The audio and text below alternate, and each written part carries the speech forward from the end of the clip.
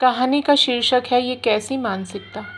ज़्यादातर कामकाजी महिलाओं की सोच रविवार के दिन को लेकर एक जैसी ही होती है। रविवार का दिन चूँकि छुट्टी का दिन है, तो इस दिन नौकरी पेशा महिलाओं के दिन भर के सभी कार्य बड़े ही आराम से होते हैं, चाहे वह सुबह जागना हो या फिर स्नान आदि करना हो। इसलिए प्रेरणा भी आज रविवार की सुबह को आराम से बिस्तर से उठी, वरना तो रोज़ रोज़ ऑफिस जाने की भाग दौड़ में काम इतना अधिक होता है कि पूछो मत। और घड़ी की सुइयां तो इतनी तेज़ी से भागती हैं जैसे समय की ही ट्रेन छूट रही हो। ये तो शुक्र है भगवान का कि घर के काम यानी साफ सफाई का काम करने के लिए सावित्री आती है। सावित्री प्रेरणा की काम वाली। और साथ ही प्रेरणा की सास के आने के बाद रसोई अधिकतर प्रेरणा की सासू माँ संभाल लेती हैं। नहीं तो पहले तो कितनी भाग दौड़ हो जाती थी। कई बार तो प्रेरणा ठीक से ब्रेकफास्ट भी नहीं कर पाती थी।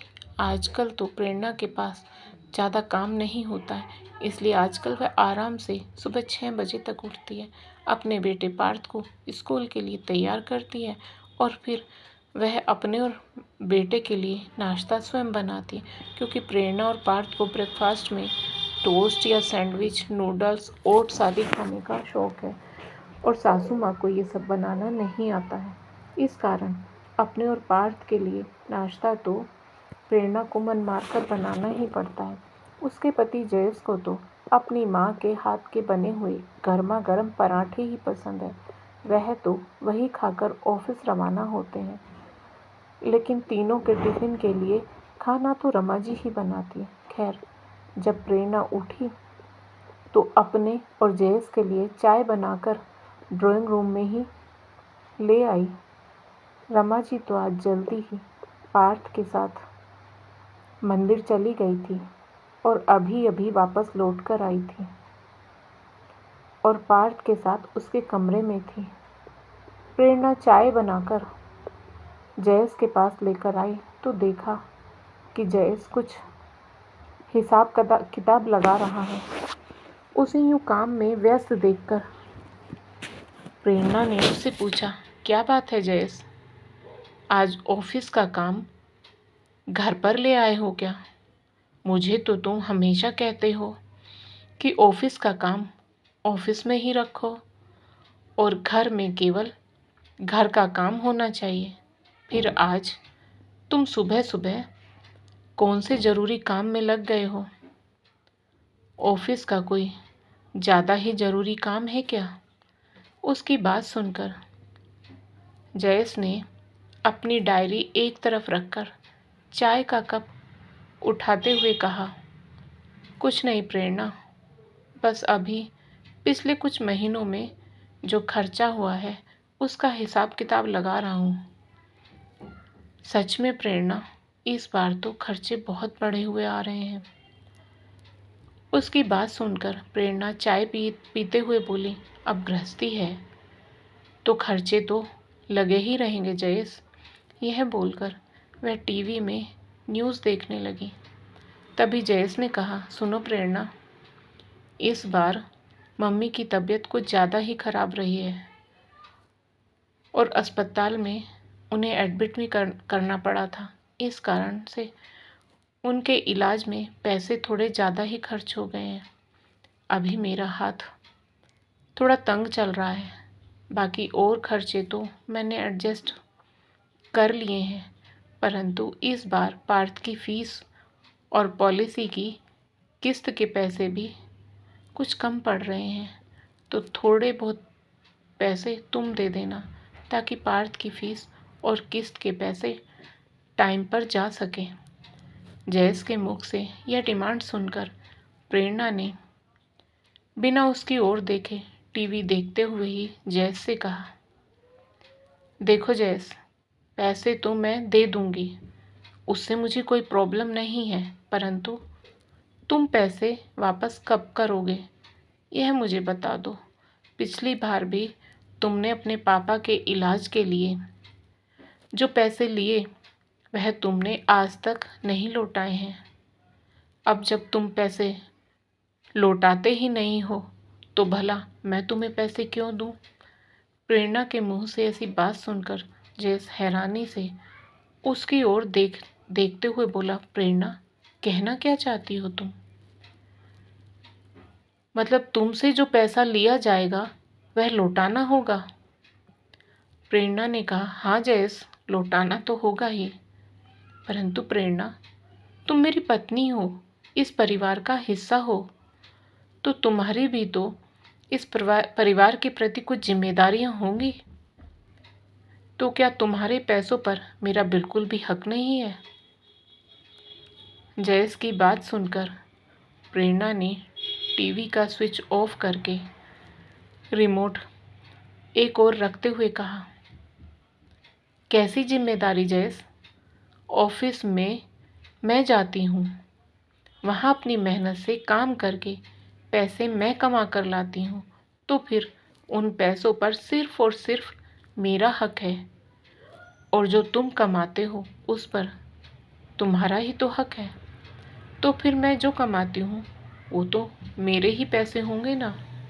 और फिर रही बात मम्मी जी के इलाज की, तो वो तुम्हारी मम्मी है, और ये पार्थ की फीस और पॉलिसी की किस्त भी तुम्हारी ही जिम्मेदारी है, मेरी नहीं। फिर भला मैं पैसे क्यों दूं? प्रेरणा की ऐसी रूखी बात सुनकर जयेश खड़े होते हुए बोला, प्रेरणा, यह क्या कह रही हो तुम? क्या मेरी मम्मी तुम्हारी कुछ नहीं लगती है? क्या पार्थ तुम्हारा बेटा नहीं है? क्या जो पॉलिसी है उसमें तुम्हारी कोई भलाई नहीं है? जयेश, तुम बात को कहाँ से कहाँ लेकर जा रहे हो?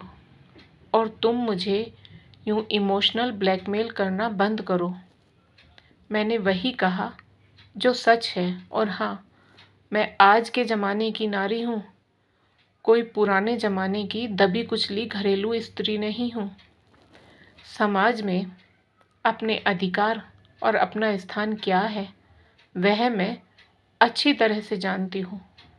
मैं नारीवाद में विश्वास करती हूँ, और जयेश, मेरी कमाई पर केवल और केवल मेरा हक है, और यह मेरा स्वयं का फैसला और अधिकार है कि मैं अपनी कमाई का किस तरह और किस जगह इस्तेमाल करती हूँ।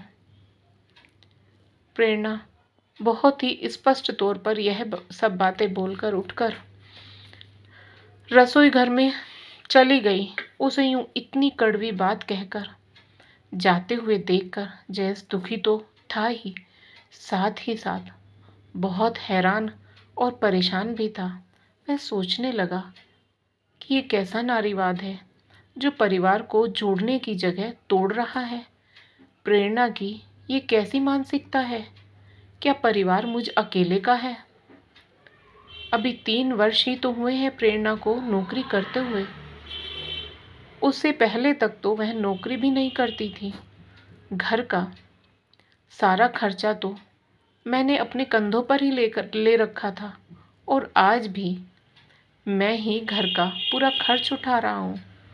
वह तो 1-2 बार ज़्यादा ज़रूरत पड़ी तो कुछ कामों के लिए प्रेरणा से मदद मांगी, और अभी 3 साल पहले ही तो प्रेरणा ने यह सोचकर नौकरी करना स्टार्ट किया था कि पार्थ तो स्कूल चला जाता है तो पीछे वह घर में अकेले बोर हो जाती है।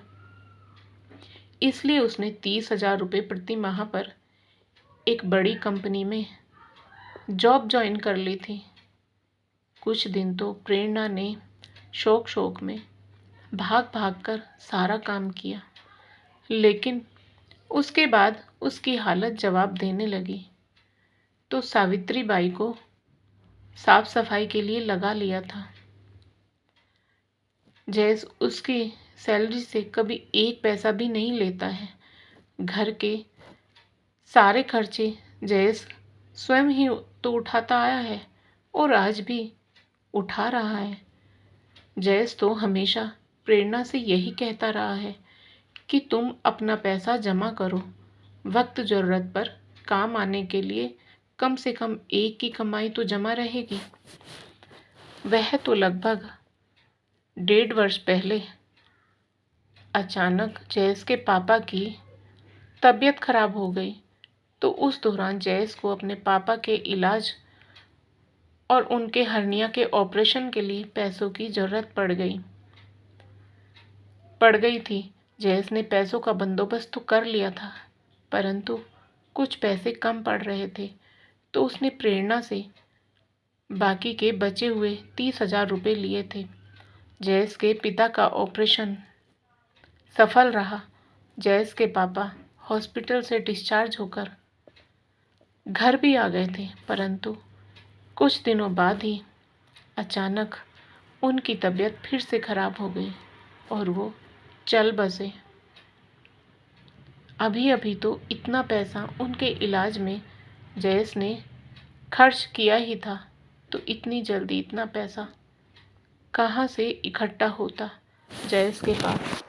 उनके अंतिम संस्कार और 15 दिन के कार्यक्रम में भी काफ़ी पैसे खर्च हो गए, जो जयेश ने किसी से उधार लेकर किए थे।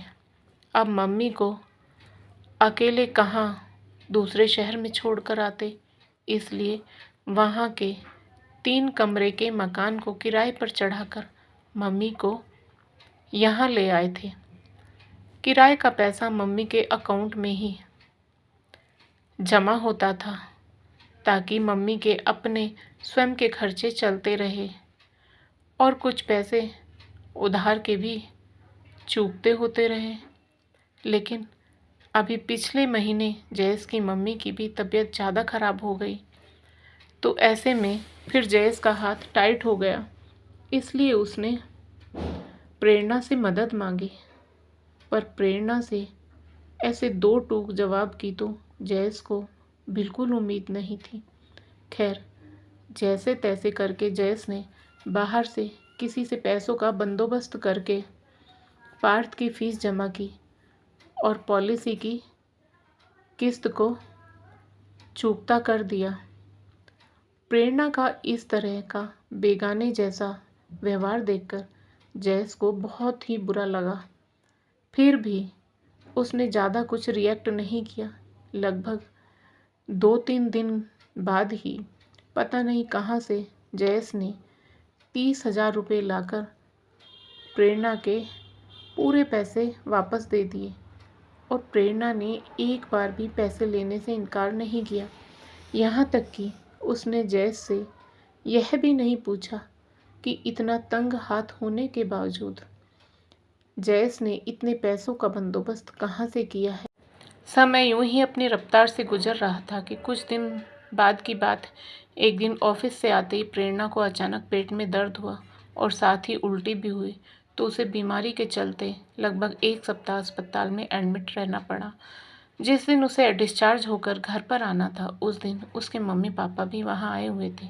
अस्पताल के बिल आदि लेकर जयेश सीधा प्रेरणा के पास आया और उसके मम्मी पापा के सामने ही बिल उसके हाथ में पकड़ाते हुए उससे बोला, प्रेरणा, यह पेमेंट तुम्हें करना है या मुझे करना है, या फिर तुम कैश पेमेंट कर रही हो या फिर ऑनलाइन पेमेंट करोगे, क्योंकि बिल भुगतान के बाद ही तुम्हें यहाँ से डिस्चार्ज किया जाएगा। जयेश की बात सुनकर प्रेरणा हैरान होकर उसकी ओर देख रही थी कि जयेश बोल क्या रहे हैं। साथ ही पास में खड़े प्रेरणा के मम्मी पापा भी एक दूसरे की शक्ल देखने लगे। उन्हें तो कुछ समझ ही नहीं आ रहा था कि उनका दामाद जयेश उनकी बेटी से ऐसा क्यों बोल रहा है। तभी प्रेरणा के पापा ने जयेश से कहा, दामाद जी को समस्या है क्या? अगर पैसों का बंदोबस्त नहीं हो पाया है तो मैं कहीं से बंदोबस्त कर देता हूँ। तब जयेश ने उनकी तरफ देखकर कहा, नहीं पापा जी, पैसों का बंदोबस्त तो सब है आपकी बेटी के पास। वो तो मैं इससे इसलिए पूछ रहा था कि आपकी बेटी के अनुसार मेरी कमाई, मेरी मम्मी, मेरा घर सब मेरे हैं और यह सब मेरी जिम्मेदारी है। उसमें इसकी कोई जिम्मेदारी नहीं है और इसकी जो कमाई है उस पर सिर्फ और सिर्फ इसका हक है। अगर मैं उसमें से एक भी पैसा लेता हूँ तो वो पैसे मुझे इसे लौटाने पड़ते हैं। मेरे पापा की जब तबीयत खराब थी उस समय मैंने इससे पैसे लिए थे, तो वह पैसे भी मुझे इसको लौटाने पड़े थे।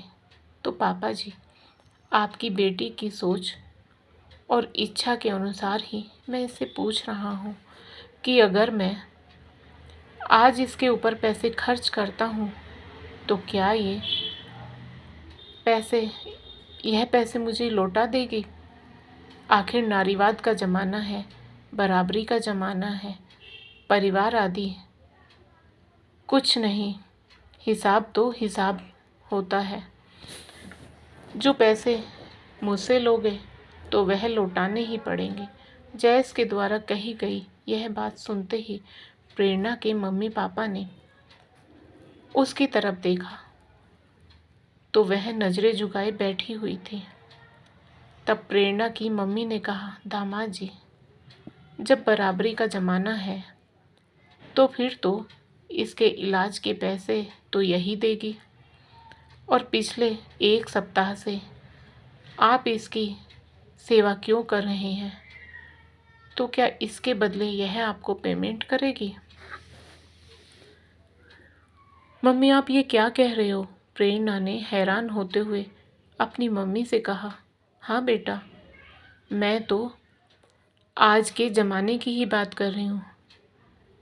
अब तुम परिवार में तेरा मेरा करने लगोगी तो यही सब होगा। प्रेरणा की मम्मी ने चिढ़कर उसकी बात का जवाब दिया, बेटा, हमें तुमसे ये उम्मीद नहीं थी। इसे परिवार कहते हैं क्या।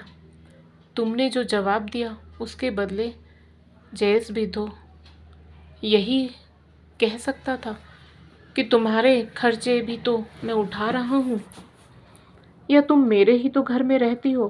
परंतु दामाद जी ने ऐसा कुछ नहीं कहा। बेटा, परिवार में पति पत्नी दोनों का योगदान होता है।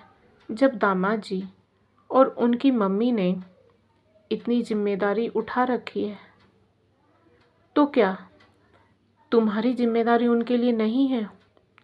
यदि इतना ही बराबरी का शौक़ है तो बराबरी पूरी तरह से करो ना। अपने मम्मी पापा की डांट पड़ते देखकर अंततः प्रेरणा ने जयेश से माफ़ी मांगी और जीवन में इस तरह की हरकतें ना करने का वादा जयेश और अपने माता पिता से किया। प्रेरणा को आज समझ आ गया था कि परिवार क्या होता है और परिवार का महत्व क्या होता है। यूँ मेरा तेरा करने से पारिवारिक सामंजस्यता नहीं रह पाती है। परिवार एक दूसरे के सहयोग से चलता है। तो दोस्तों, आपको आज की कहानी कैसी लगी, कृपया कमेंट करके अवश्य बताएं। और यदि आपको कहानी पसंद आई हो तो कहानी को लाइक करें, शेयर करें और साथ ही ज़िंदगी सरिता हिंदी स्टोरी चैनल को सब्सक्राइब करें। फिर मिलेंगे दोस्तों एक और नई कहानी को लेकर। तब तक आप अपने परिवार के साथ हंसते रहिए, मुस्कुराते रहिए, खुश रहिए। राधे राधे प्यारे दोस्तों।